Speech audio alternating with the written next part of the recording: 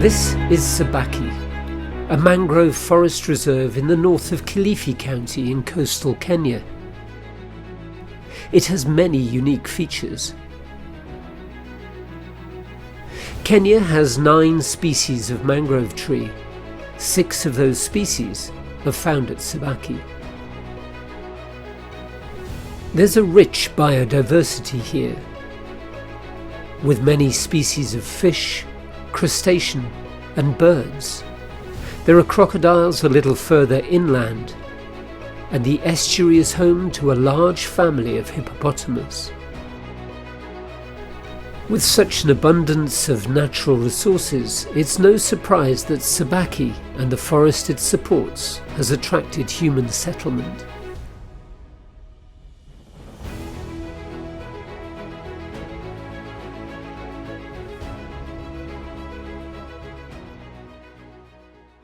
It's the collision of man and nature that is a big part of the pressure here, as the community itself acknowledges. The mangrove cover at Sabaki, it has been deteriorating because of lack of other alternatives. People have depended so much on the mangrove cutting poles to sell to get the daily bread. Also, disturbance of livestock. Those seedlings which have been planted, there's a lot of disturbance where some of these planted mangroves, they don't grow to fully grown trees. Most of the mangroves are young.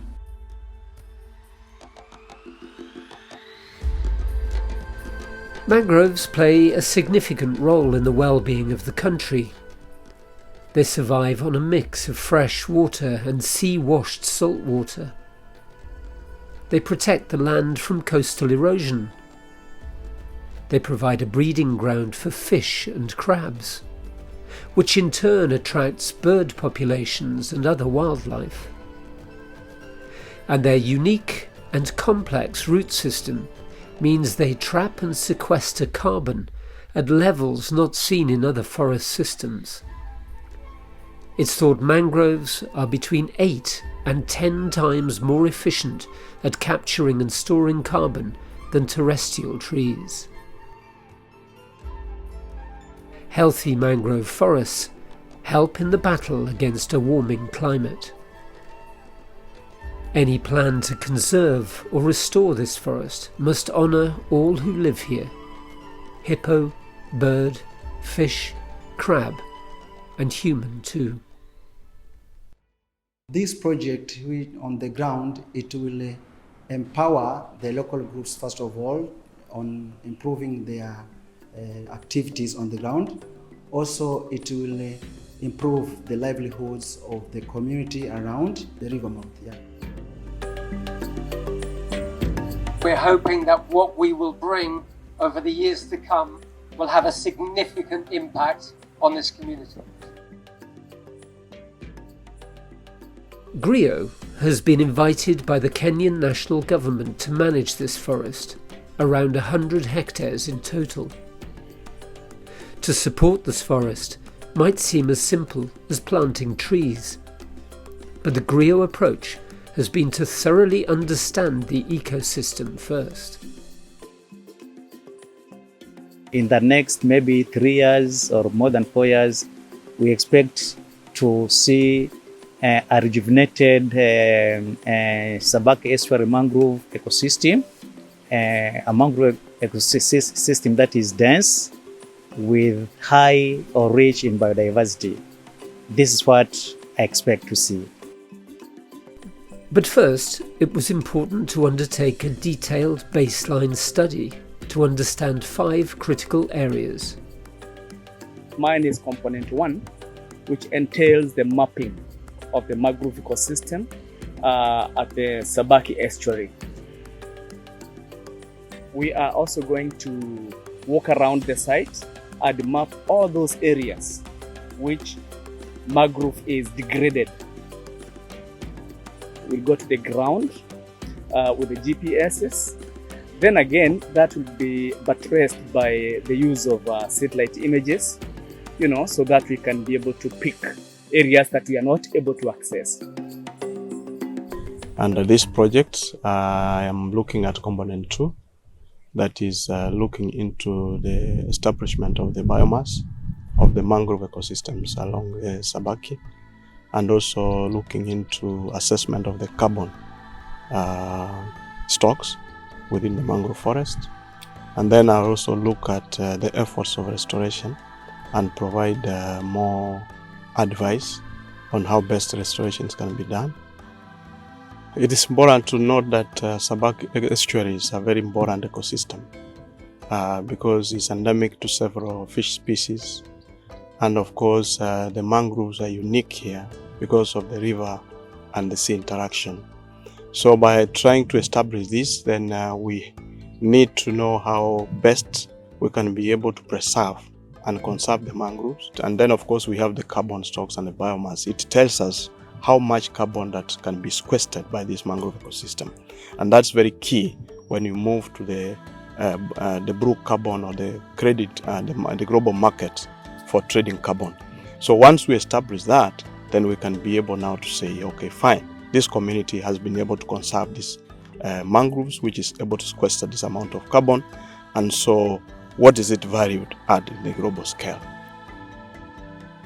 In component 3, the team looked at the socio-economic significance of Sabaki. In this component, we want to see how the community have been interacting with the mangrove ecosystem, how they have been using this mangrove ecosystem, how they have been maybe degrading the mangrove ecosystem, and in the event of any initiatives to restore or conserve the mangrove ecosystem, what are these initiatives?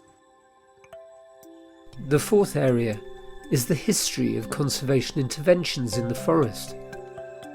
The assumption is that maybe some years back, the mangrove forest was big enough, but due to various human activities, probably it got decimated, maybe deforested, people cutting the mangrove trees legally, and so we ended up having, a deforested area. But then over the years, people have realized, including the government and various institutions, that no, this is not the right direction. So they've taken initiative to come and do the replanting, the afforestation. And so we want to find out which of these programs have ever undertaken those activities and how are they carried out in terms of how many mangrove trees seedlings they did, which species, what were the challenges people encountered. And finally, it's vital to understand the complex legal structures that govern protecting, conserving and restoring Sabaki, or any other mangrove forest in Kenya.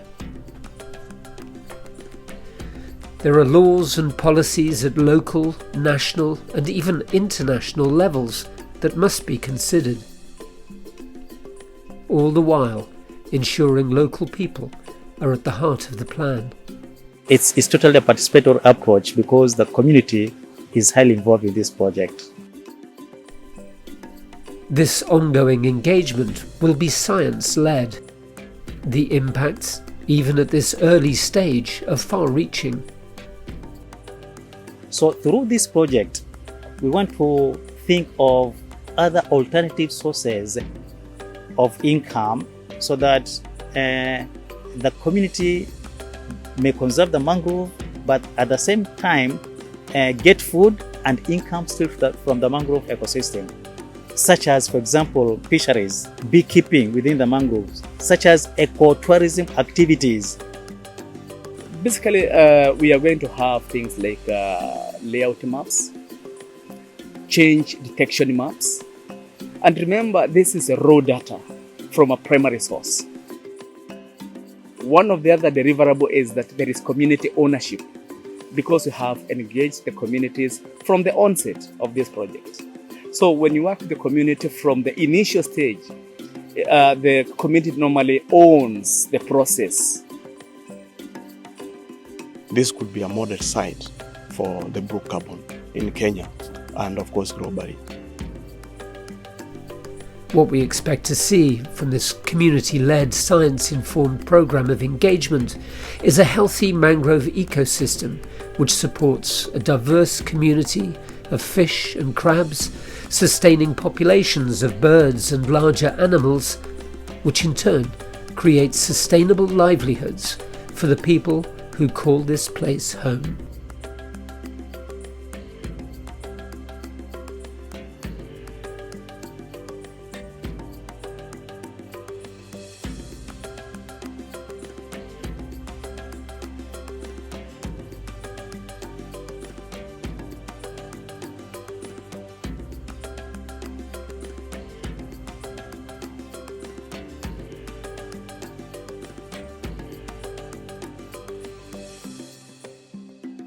Thank you very much.